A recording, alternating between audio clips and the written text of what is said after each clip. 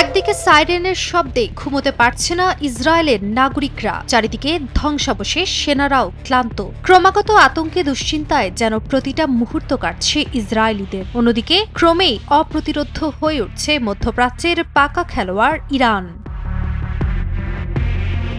Missile, drone বা যুদ্ধবিমান নয়, এই যুদ্ধে ইরান চালাচ্ছে এমন এক মাইন্ড গেম যেখানে প্রতিটি আঘাত শুধু আকাশে নয়, বসছে ইসরায়েলের আত্মবিশ্বাসের কেন্দ্রে। প্রশ্ন হলো, ঠিক কোন কৌশলে ইরান মধ্যপ্রাচ্যের ভিলেন খ্যাত রাষ্ট্র ইসরায়েলের প্রতিরক্ষা ব্যবস্থা কার্যত ভেঙে দিয়েছে।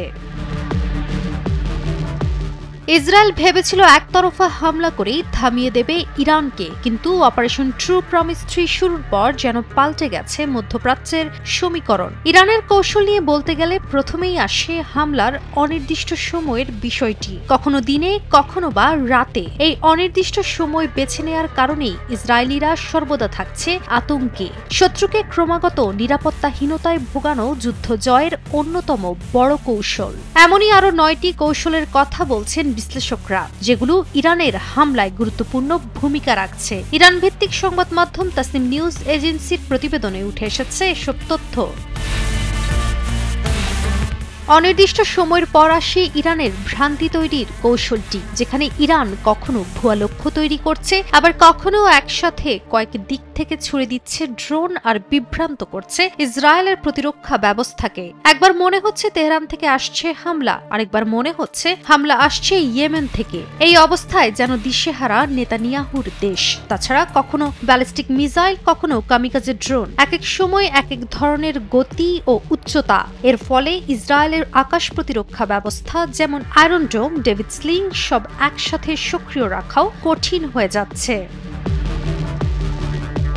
আবার হামলার স্থান নিয়েও রয়েছে বিভ্রান্তি। ইরান কখনো রাডার, কখনো সেনাঘাঁটি, কখনো সরাসরি ইসরায়েলি বেসামরিক অবকাঠামোর পাশে আঘাত হানছে। আর ইরানের হামলার প্রতিটি লক্ষ্য চমকে দিচ্ছে তেল আবিবকে, কারণ এসবের জায়গা কখনোই তাদের অনুমান তালিকায় ছিল না। তাছাড়া ইরানের হামলা শুধু একটি নির্দিষ্ট অঞ্চল নয়, বরং পুরো দখলকৃত ভূখণ্ডে বিস্তৃত। বিশ্লেষকরা বলছেন, ইরানের প্রতিটি হামলার পেছনে লক্ষ্যবস্তু নির্ধারিত ছিল গোয়েন্দা তথ্যের ভিত্তিতে। তেল শোধনাগার, বিমান ঘাঁটি, আইডিএফ সদর দপ্তর সবই ছিল স্পট লিস্টে। সরাসরি বলা যায়, ইরান জানে কোথায়, কবে, কি করতে হবে।